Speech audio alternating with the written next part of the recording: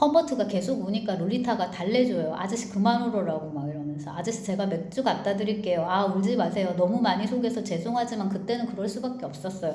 그래서 저는 이 사과하는 말도 되게 재미있었어요. 뭔가 이제 와서 어쩌겠어요. 그리고 그때 잘못하는 건 맞지만 그때는 그럴 수밖에 없었으니까 너무 속여서 죄송해요. 이거 땡.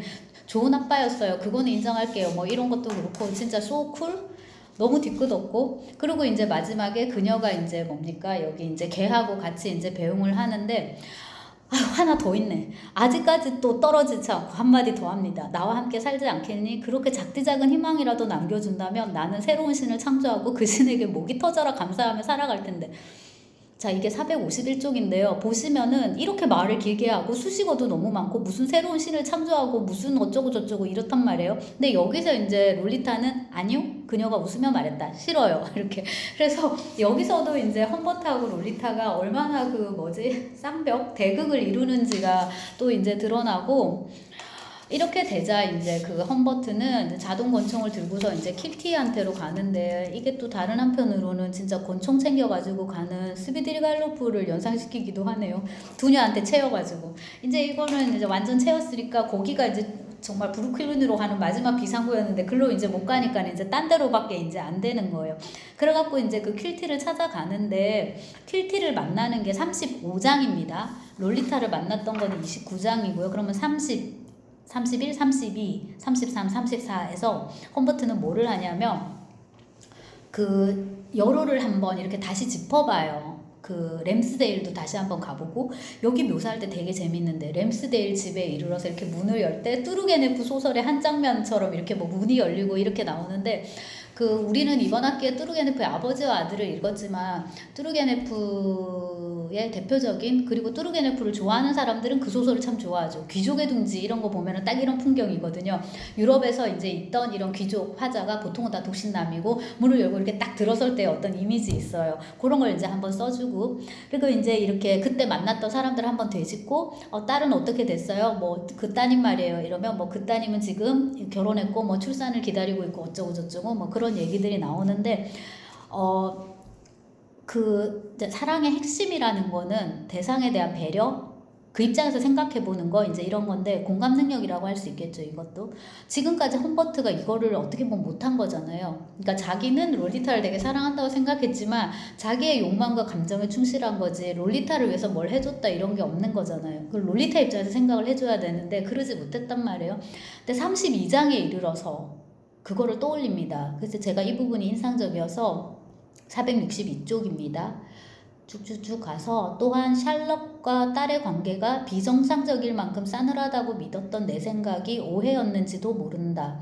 어쨌든 이 문제와 관련하여 가장 비참한 사실은 따로 있다.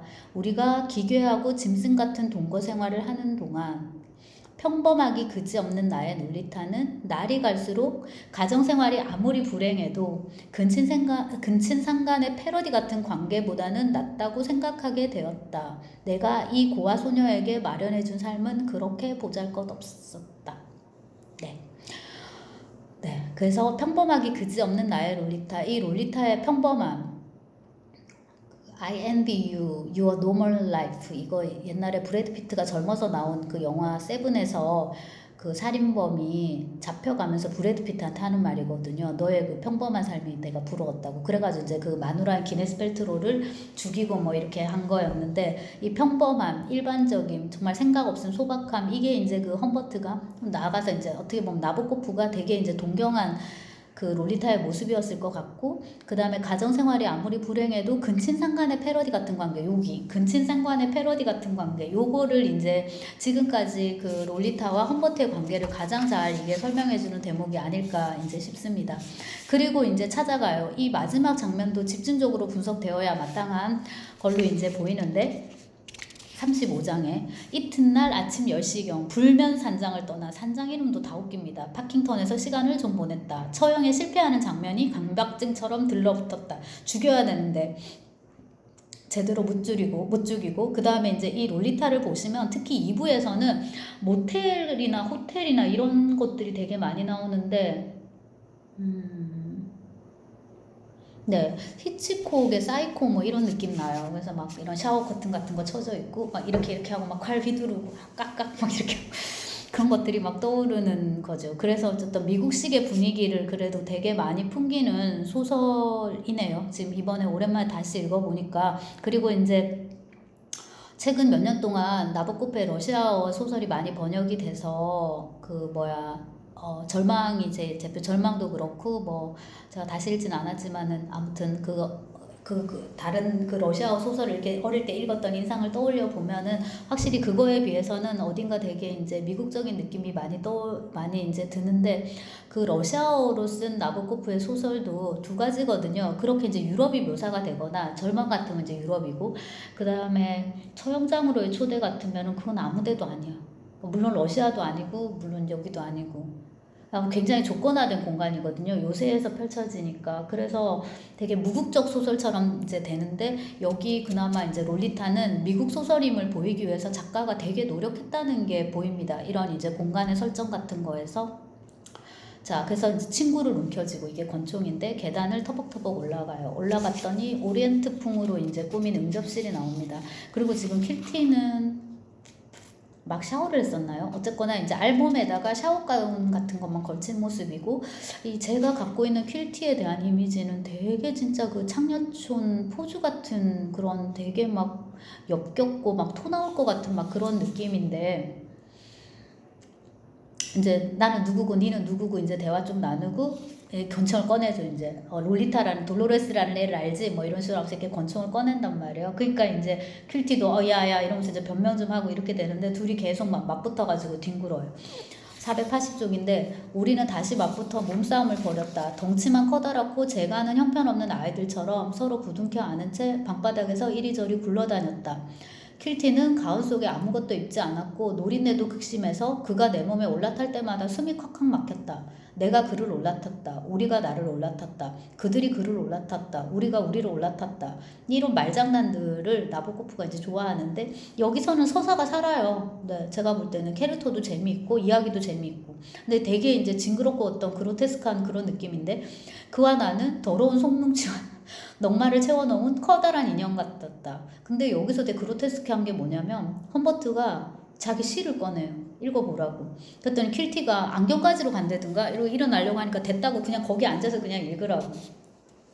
그래서 소리내서 읽고 또 다시 권총을 겨누고 막 변명을 하고 그 다음에 또 킬티가 나는 뭐 이래봬도 뭐 대단한 극작가고 뭐 내가 조만간 어디로 간다더라 피렌체로 간다든가 어디로 간다든가 아무튼 유럽 어디로 뭐 가서 어떻게 살 거고 어쩌고 저쩌고 또 막 그런 얘기를 해요. 그래서 여기 보면 킬티라는 인물도 되게 이상하다라는 생각이 그러니까 이거 나보코프가 이상하게 쓴 거지.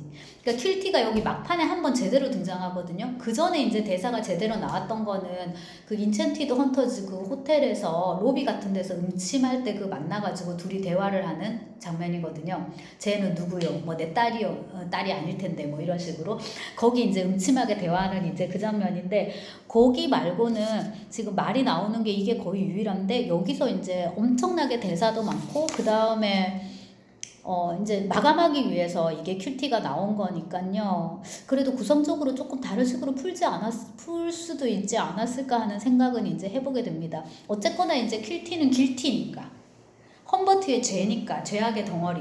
그래서 guilty of killing 킬티, 킬티를 죽인 죄 이렇게 돼 있는데 이제 그거보다도 더 밀접하게 롤리타 인생을 망치고 그 다음에 이제 험버트의 내면에 들어있었던 그런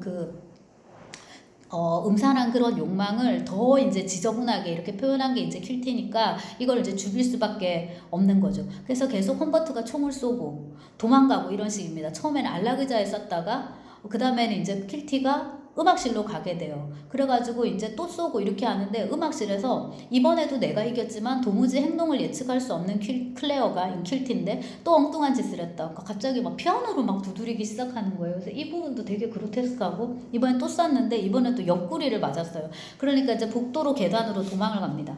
아 아프단 말이요 선생 그만 좀 하시오. 아 지독하게 아파요 형씨 제발 그만해요. 아 너무 아프다 너무 아프다 정말 맙소사. 488 쪽이고요. 그러고도 이제 계속 도망을 가요. 킬티는 장렬하게 피를 흘리면서도 이 방에서 저 방으로 터덜터덜 돌아다니며 열린 창문을 찾아 헤맸다. 그 와중에도 고개를 절레절레 흔들면서 살인을 저지르지 말라고 나를 설득하려 들었다.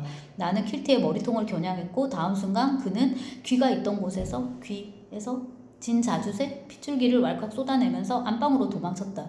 근데 되게 빨리 안 죽어요. 그래서 이 부분을 옛날에 처음 읽을 때는 사람 하나 죽이는데 왜 이렇게 시간이 오래 걸리지라는 생각을 했던 것 같고, 진자주빛 이런 건 뭐 진홍색이나 이렇게 조금 더 글자 수가 적은 걸로 바꾸면 더 좀 효과가 있지 않을까라는 생각이 지금 갑자기 드네요. 근데 아무튼 이 장면이 굉장히 이제 그로테스크하게 피를 철철철철 흘리고 여기저기가 찢긴 채로 막 이렇게 도망을 막 간단 말이에요.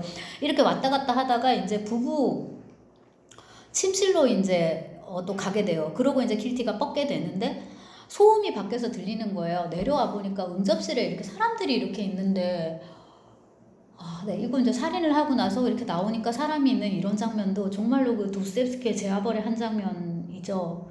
할머니를 죽이고 나왔는데 여기서 이제 리자베타가 그렇게 하고 있고, 그 다음에 이제 할머니를 다시 죽이는 꿈을 꾸는데 바깥에서 웅성웅성 소리가 들리니까 여기도 이제 사람들이 막 키득키득 웃고 있고 막 그 장면인데, 그 장면을 연상시키네요. 근데 내가 킬티를 죽였다 이렇게 말을 하니까 거기 응접실에 진짜로 있어요. 이게 환상이 아니고 있는데 사람들이 잘했다고, 누군가는 해야 될 일이었다고, 누군가 진작에 했어야 할 일이죠 라고 얘기를 합니다. 근데 그때 킬티가 안 죽고 또 내려와요. 어찌어찌 층계창까지 기어왔는지 우리가 보는 앞에서 버둥거리며 일어나려고 안간힘을 쓰다가 영원히 영원히 잠잠한 자줏빛 옷더미가 되었다라고. 그러니까 이제 핏덩어리로 이렇게 이제 죽어버렸다. 여기까지가 이제 킬티를 만나서 킬티를 이제 처단하는 장면에 대한 얘기였고, 킬티가 나를 위해 마련한 기상천외한 연극이 이렇게 끝나는구나. 무거운 마음으로 그 집을 나서서 아롱아롱 반짝이는 햇빛을 받으며 내 차가 있는 곳으로 걸어갔다. 그러다가 이제 체포가 되어 중앙선으로 가면 어떤 기분일까 이러다가, 그리고 이제 그 험버트가 자기 원고를 정리를 하는데, 내 이야기는 여기까지다. 지금까지 쓴 내용을 다시 읽어보았다. 이 글에는 약간의 골수와 피가 묻고 아름다운 연록색 파리들이 붙어있다. 골수, 피, 파리. 근데 이게 아름다운 연록색이니까 이게 우리가 생각하는 그런 전형적인 그 똥파리의 이미지인데 말이죠. 그래서 굉장히 더럽고 근데 아름답다고. 그래서 우리가 이런 거를 그로테스크라고 이제 표현을 합니다. 그 특히나 퀼티 부분에서 되게 많이 이제 도드라지는데 그로테스크 미학의 정점인 거죠. 군데군데 후미진 구석을 들여다보면 종종 나 자신도 알아차리기 힘들 만큼 교묘한 수작을 부리면서 굳이 살펴보고 싶지도 않을 만큼 깊고 어두운 물속으로 달아나는 내 모습이 눈에 띄기도 한다. 이제 물속이기도 하고 약간 막 괴물의 아가리 막 이런 어떤 동굴 10년 이런 게 이제 떠오르는 이미지인 거죠. 그리고 이제 글이 지금까지 이 구축되었던 비교적 그 안정감 있는 서사에서 허물어져요. 그러면서 이제 진짜 이 1인칭 이런 서사의 그 시작 일기잖아. 일기로 가는데 이게 절망에서도 나중에 이제 그 게르만이 완전히 허물어지거든요. 여기도 똑같아요. 내가 지금 56일 전부터 정신병동에 있다가 그 다음에 이 독방에 와서 생활하고 있다. 그리고 이제 롤리타한테 이제 이거 얘기하는 거죠. 너의 남편 딕에게 충실해라. 다른 남자가 내 몸을 만지지 못하게 하라. 낯선 사람들과 이야기하지 마라. 너의 아기를 사랑해주기 바란다. 기왕이면 아들이기를 바란다. 그리고 맨 마지막은 지금 나는 들소와 천사를, 오래도록 변하지 않는 물감의 비밀을, 예언적인 소네트를, 그리고 예술이라는 피난처를 떠올린다. 너와 내가 함께 불멸을 누리는 길은 이것뿐이구나 나의 롤리타. 해서 이제 여기서 그 예술이라는 피난처를 얘기를 하는데 이거는 험버트한테만 그런 거고 롤리타한테는 뭐 아무것도 아니었던 거죠. 제가 이거를 읽어드린 이유는 이게 마지막 문장이라서 그렇습니다. 그래서 이제 그 험버트가 말하자면 이제 그 롤리타의 행복을 이렇게 이제 기원해 주는 거잖아요.